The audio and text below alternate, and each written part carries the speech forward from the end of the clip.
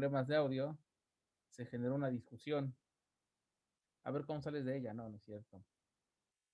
Voy a dar paso ahora a nuestra segunda presentación de este bloque con el doctor Jorge Roberto Relas Bernal. Les comparto algunos datos biográficos. Él es doctor en filosofía por la UNAM y actualmente desempeña como profesor visitante en el CIECAS. Sus áreas de competencia son la epistemología, la metodología filosófica, la historia de la filosofía antigua y moderna, así como la filosofía de la imaginación. En la actualidad ha comenzado a explorar problemas relevantes para la filosofía del deporte. Es editor de diversos volúmenes colectivos y autor de artículos en revistas especializadas. Y precisamente algo sobre el tema de la filosofía del deporte es sobre lo que nos va a compartir el día de hoy. Muchas gracias, Jorge. Adelante. Gracias, Rubén. Gracias a todos. Sí, pues también quiero agradecer a los organizadores, especialmente a la doctora Hortensia Gómez y al doctor Adalberto Doyos que me invitaron a participar. En realidad, esto es algo más que mero trámite. Estoy muy agradecido porque he estado atendiendo las charlas y he aprendido un montón de cosas. Y bueno, ha sido muy estimulante todo este evento. Seguramente las mías les va a parecer un poco fuera de contexto, espero que no. Estoy compartiendo mi pantalla, no sé si la pueden ver, por favor díganme. Ahí se ve, Jorge. Ok, bueno, como anunciaba ya Rubén, recientemente he estado trabajando cosas de una área de la filosofía bastante novel, que es la filosofía del deporte, aunque en realidad la relación entre filosofía y deportes, aunque el término deporte, por ejemplo, no existe en el griego clásico, es antigua, muy antigua. Los himnos de Píndaro en la poesía arcaica hablan de ello. Platón en la República, Aristóteles en la Política dedican secciones bastante significativas al deporte. Y bueno, en fin, no tampoco quiero hablar sobre la historia. Lo que quiero presentar ahora es un poco cómo podríamos aproximar el tema del deporte a la nueva situación que estamos viviendo ahora con toda esta situación del COVID-19. Lo que intento hacer básicamente es hablar en dos direcciones.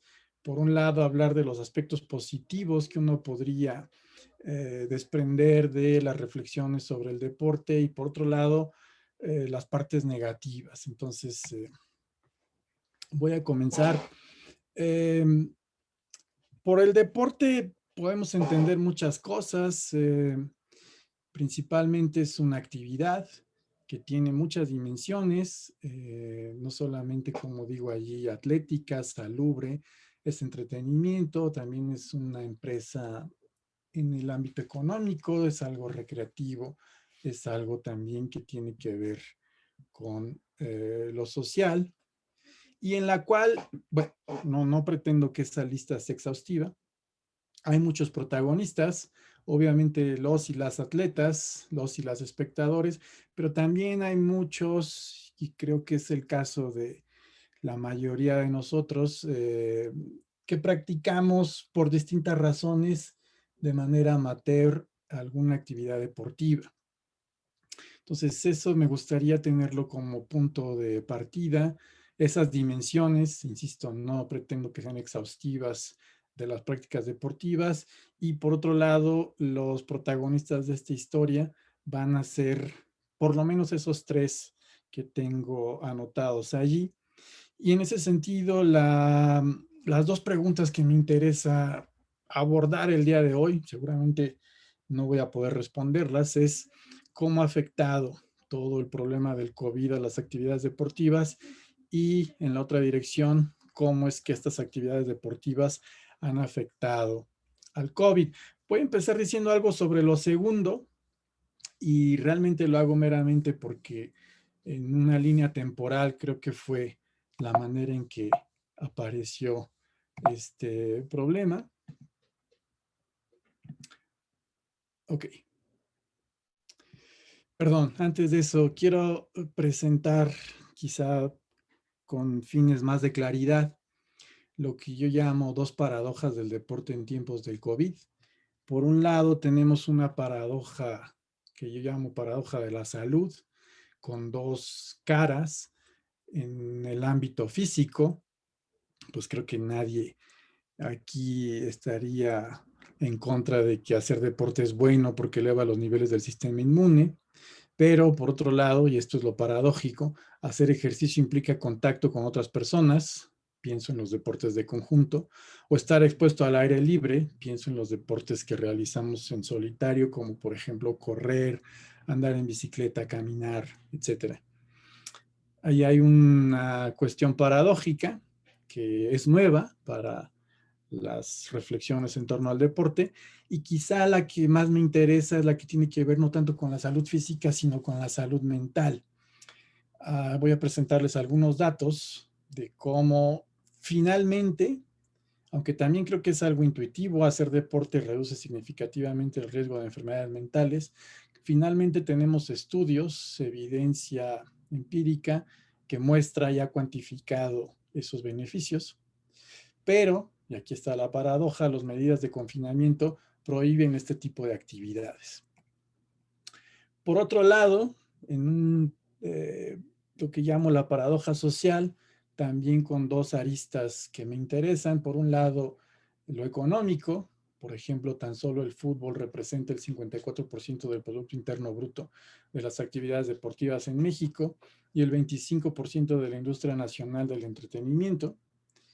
Y paradójicamente las medidas de confinamiento han asestado un golpe duro, algunos piensan mortal, a estas cifras. Y la otra cara de esta paradoja tiene que ver con cosas más culturales. Las actividades deportivas generan y fortalecen vínculos identitarios y de pertenencia. Pienso sobre todo ahora el problema que se ha suscitado a raíz de si se va a cancelar o no, por ejemplo, los Juegos Olímpicos, además de representar una de las principales opciones de recreación, factores que también se ven en peligro por las medidas de confinamiento, ¿no? Entonces, quisiera que esos fueran los dos ejes que les pediría que durante los siguientes minutos tratáramos de conservar en perspectiva para enmarcar lo que voy a decir a continuación. Bueno, ¿se acuerdan? Las dos preguntas que tenía es cómo afecta el COVID a las actividades deportivas y cómo las actividades deportivas han afectado al COVID. Empiezo con la segunda porque, de nuevo, la línea temporal hay que respetarla. En un artículo que hoy se ha vuelto muy famoso del Washington Post, Bieler cita las declaraciones del alcalde de Bérgamo refiriéndose a un juego de la Champions League como una bomba biológica, ¿no? El evento tuvo lugar en los cuartos de final de la Champions League el 19 de febrero en el estadio de San Siro en Milán, en donde jugaba el Atalanta en contra del Valencia. Bueno, aquí hay datos un poco frívolos. El Bérgamo no tiene un estadio que cumple la normativa para tener Champions League, entonces se fueron al estadio de Milán, 60 kilómetros. Era la primera vez que ese equipo llegaba a esas instancias de la Champions League. Entonces 40,000 bergamascos se desplazaron a Milán en autobuses colectivos y autos privados para asistir al encuentro. Y por otro lado, 25,000 valencianos asisten a ese mismo partido. 10 días después, es decir, esa gráfica que tengo ahí es del 29 de febrero, Lombardía es el epicentro del COVID en Europa y España es una de las regiones más afectadas. Hay muchos estudios que muestran que si bien esto no es determinante, tampoco es una coincidencia. El alcalde de Bérgamo, que es el que habla de que ese juego fue una bomba biológica, o el match cero, como le llaman otros autores, también tuvo que ver con que llegaron pacientes al hospital en Bérgamo con una neumonía muy fuerte y no se sabía qué tenían y contagiaron a la gran mayoría de la gente que viene al hospital. En fin, lo que trato de decir es que ahí hubo un foco de contagio bastante fuerte. Insisto, no es una coincidencia que Lombardía y España hayan sido de las zonas más afectadas en la primera ola del coronavirus. Y en efecto, hay mucha evidencia, incluso antes del brote de COVID del año pasado, que sugiere que las actividades deportivas son superpropagadoras. Por ejemplo, en este estudio de Stoker, él encuentra que la ciudad americana con un equipo en el Super Bowl, es decir, piensen este año, por ejemplo, Kansas City y Tampa Bay, va a haber incrementado un 18% de las muertes por influenza entre personas mayores de 65 años. Gitter, en cambio, él estudió la relación entre la asistencia a la Liga Mexicana de Béisbol y el brote epidémico H1N1 en 2009, encontraron una disminución de hasta el 35% de la asistencia. Su estudio está más enfocado hacia cuestiones económicas, que también es una cosa que preocupa mucho o es una dimensión importante de las actividades deportivas. Ahmed y otros, ese es un estudio muy reciente, muestran que los eventos deportivos, ahora sí hablando del COVID, arrojan alrededor de 380 más casos de COVID y 16 muertes más por millón de habitantes. Quizá el estudio más completo, que se publicó en septiembre del año pasado, estudia el impacto de los 340 juegos de fútbol en las competiciones británicas, en el cual asistieron 1.6 millones de personas entre febrero y abril, cuando se paró la Liga Británica en 2020, hallando un incremento de 6 casos adicionales de COVID y 7 muertes adicionales en las localidades donde se realizaron esos juegos, ¿no? Bueno, sé que la gráfica está muy chiquita ahí, perdón, pero bueno, fíjense, por ejemplo, la última línea morada, la más hasta la izquierda, esos son los 4 juegos que tuvieron lugar en una arena y los otros son gráficas con una pendiente menos pronunciada porque hubo menos juegos. El estudio es muy interesante, hay muchas cosas que decir allí. Perdón que ahora solo presente esta pequeña parte de él. La transmisión aérea de los virus en los estadios es un problema que ahora está dando mucho que pensar, no solamente a los médicos, a los políticos, sino también a los urbanistas, a los arquitectos, por ejemplo, ¿no? ¿Cuáles son los problemas que ahora están saliendo a la luz en las prácticas deportivas de los estadios, por ejemplo, ¿no? Bueno, pues empieza a ser explícito el estudio del fútbol británico, por ejemplo, muestra que por razones económicas se vende hasta el 97% de la capacidad del estadio. Acuérdense, aquí en México la normativa es distinta porque hay rejas. En Inglaterra creo que desde el 86 quitaron el enrejado que separa el campo de las gradas, lo cual crea una mayor seguridad para los espectadores, por eso pueden tener una capacidad tan alta. Hasta el 45.1 de las personas se congregan en grupos para cantar y alentar, obviamente con gritos a su equipo, lo cual es una forma de tener transmisión del COVID, por ejemplo. Los tumultos que se forman en los baños y en las zonas alimenticias. Y esto es un punto importante para las políticas públicas, los accesos sin reglamentaciones, ¿no? El estudio muestra cómo el principal lugar donde la gente se contagia cuando va a un estadio, en referencia no solo al COVID, sino a las enfermedades de transmisión aérea, no es la grada, porque ahí, digamos, estamos al aire libre, sino son los accesos, ¿no?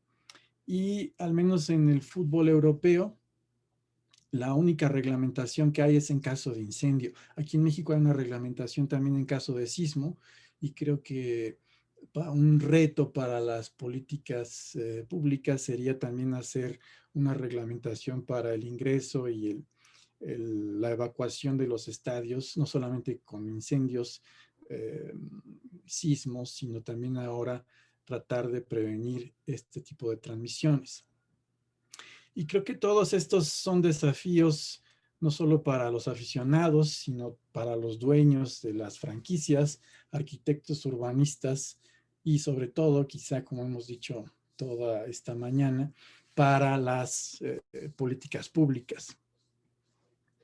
Bueno, digamos que eso es lo poquito que querían decirles hoy sobre esta parte de cómo el COVID, perdón, cómo el deporte afecta el advenimiento de esta nueva enfermedad producida por el virus del COVID-19. Y ahora quiero hablar más en cuestión de cómo es que el COVID ha afectado la práctica deportiva, ¿no? Bueno, por un lado tenemos datos de estudios bastante recientes. Este que les estoy hablando, por ejemplo, el primero es de abril, el segundo también es del año pasado. El COVID y las medidas de confinamiento respectivas han potenciado la inactividad física y el sedentarismo.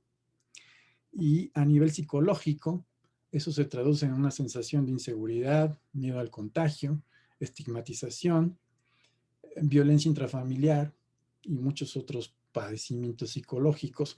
Todo lo anterior ha conducido a un incremento en los índices de estrés y ansiedad, los cuales pueden a su vez elevar los glucocorticoides e inhibir las funciones metabólicas del sistema inmune, formando un círculo vicioso.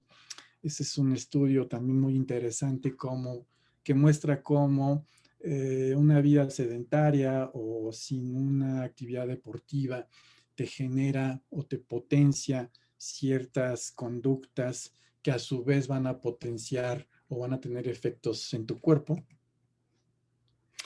Una respuesta que se ha dado a esto es el documento de la OMS del 27 de marzo del año pasado, recomienda como respuesta 150 minutos semanales de actividad aeróbica moderada o 75 minutos de actividad intensa más 2 sesiones de fortalecimiento muscular. La evidencia médica confirma que las actividades físicas moderadas de resistencia incrementan los linfocitos y la neutrofilia, reduciendo el riesgo de inflamación e infección. También hay muchos estudios en esa dirección. Para las personas que no somos atletas, que tenemos una actividad como la mayoría de nosotros que nos obliga a estar sentados gran parte del día, una buena opción o quizá la mejor en tiempos de COVID es correr.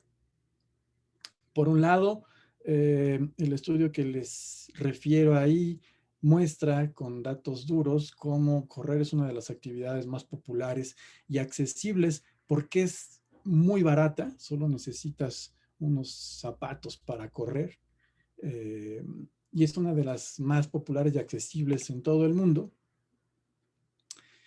La distancia segura para correr, ese estudio que les estoy refiriendo ahí, del cual es la gráfica que pueden ver a su izquierda, lo llevaron a cabo médicos del deporte, un equipo interdisciplinario en Bélgica y Holanda, el año pasado también, y ellos se preguntaron cómo la distancia que pone la OMS, 6 pies, la sana distancia, como le llamamos aquí, 1.5 metros, es solamente para personas que están de pie, ¿no? Cuando vas a hacer la cola al supermercado, al banco, etcétera, ¿no?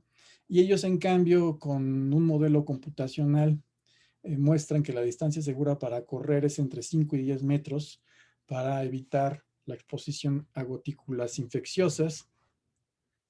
¿Cómo llegaron a esta conclusión? Bueno, hicieron una simulación computacional de la aerodinámica de fluidos, en la cual encontraron que la manera más riesgosa de correr es en fila india, que es lo que muestra las gráficas A y B que tienen a su izquierda. Después la formación codo a codo, aunque fíjense cómo hay una reducción significativa de la dispersión de las gotículas de un sujeto a otro. Y finalmente la más segura, es la última imagen que tienen ahí, es correr de manera escalonada. Otro problema grande para los filósofos del deporte es, bueno, ¿y qué hacemos con el cubreboca, ¿no? La OMS en mayo y el American College of Sport Medicine también el año pasado afirman y concluyen que el cubrebocas no es viable en deportes de alta intensidad y de contacto porque favorece la reproducción y bueno, la producción de bacterias debidas al sudor. Claro, eso no quiere decir que no tienes que usar cubrebocas cuando te transportas de tu casa a la pista de entrenamiento, o cuando estás en el masaje, o cuando estás con el médico, o cuando estás o cuando los atletas están en una charla técnica. Ahí hay que tener el cubrebocas. Por ejemplo, ahora creo que en los partidos de fútbol americano vemos cómo en cuanto las unidades ofensivas o defensivas van a la banca, inmediatamente por una normativa tienen que ponerse el cubrebocas. Bueno, finalmente, sí, parece, aunque he tratado de presentar algunos datos, creo que resulta bastante intuitivo que el deporte es algo que potencia el sistema inmune, y en ese sentido es algo que en esta época nos vendría muy bien. Pero ¿y qué pasa con las enfermedades mentales, no? Hay datos que muestran cómo, por ejemplo, la violencia hacia las mujeres ha crecido en gran parte debido al confinamiento y muchas otras enfermedades, ¿no? La propuesta que quiero hacer hoy, basado en los estudios que les voy a presentar, tiene que ver con lo que en la literatura en inglés llaman green exercise. Yo lo traduzco como ejercicio al aire libre. Por un lado, como digo acá, el valor psicológico del espacio verde ha sido estudiado por varios autores y autoras desde hace relativamente mucho tiempo, y se ha relacionado, por ejemplo, con la longevidad y la reducción del riesgo de enfermedades mentales en Japón. Es bien interesante esa historia. En realidad es una práctica que viene del budismo, del sintoísmo. Eh, los baños forestales les suelen traducir a estas técnicas, irte a dar un paseo al bosque y entrar en contacto con la naturaleza. En Escandinavia hay una palabra en sueco también para esa técnica, ahora la olvidé, pero todo eso ahora tenemos ya datos cuantificados. Los espacios verdes pueden ser, claro, y cuando uno oye eso dice, bueno, sí, pero me dices que haga ejercicio verde o que me dé un baño forestal, como dicen los japoneses, y eso me implica salir de la ciudad. No, en el artículo de 98 Kaplan muestra que espacio verde pueden ser parques urbanos, calles arboladas, jardines privados, lotes baldíos. No necesitas desplazarte grandes distancias para tener estos beneficios. Y por otro lado, también muchos estudios han mostrado de manera convincente que la morbilidad psíquica es mayor en áreas urbanas que en áreas rurales. Y en artículos más recientes se ha establecido los beneficios sinérgicos en la relación de actividades físicas y la exposición a la naturaleza. El estudio que he estado trabajando y que igual voy a hacerle muy poca justicia porque es muy rico, es este estudio de 2011 de varios autores británicos que se dedicaron por primera vez a cuantificar datos a favor de que el ejercicio al aire libre mejora la salud mental.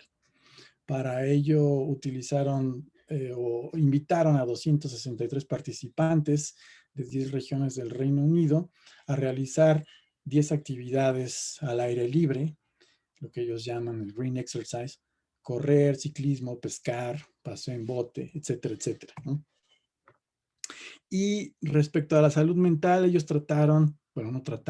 midieron los beneficios de esas actividades respecto a ciertos índices, por ejemplo, la autoestima, utilizando la escala Rosenberg, o las famosas POMS, Profile Mood State Test, el nivel de estado de ánimo, con 6 subíndices: ira, confusión, depresión, fatiga, tensión y vigor. Y concluyeron que los 10 ejercicios, sin importar la intensidad y duración, produjeron beneficios para la salud mental, que son, a manera de resumen, les presento las gráficas de los dos del estudio. Fíjense cómo en estos casos la reducción de la gráfica sombreada es lo que indica la diferencia con antes y después de la realización de la actividad. para ir cerrando esto, el advenimiento de la crisis sanitaria COVID-19 nos ha hecho repensar la relación con nuestro propio cuerpo, nuestros hábitos cotidianos y nuestra relación con la sociedad y con la naturaleza. Esto se vincula mucho con otro tema ético, por ejemplo, el antropoceno, ¿no? Dimensiones todas ellas que están presentes en las prácticas deportivas. De manera un poco más puntual, la actividad física, con sus debidas precauciones indicadas, ahora tenemos incluso esos modelos computacionales para estudiar cómo se comportan las gotículas que expedimos por la boca cuando hacemos ejercicio. A la actividad física con esas precauciones sigue siendo un excelente tratamiento preventivo, no farmacológico, en contra del COVID. Tanto a nivel físico como mental, el deporte tiene beneficios cuantificados que están al alcance de todos y todas. Las lecciones de esta crisis sanitaria abren la puerta a la implementación de políticas públicas preventivas, responsables e incluyentes que permitirán el desarrollo integral del deporte en todos sus niveles. Y eso sería todo. Muchas gracias.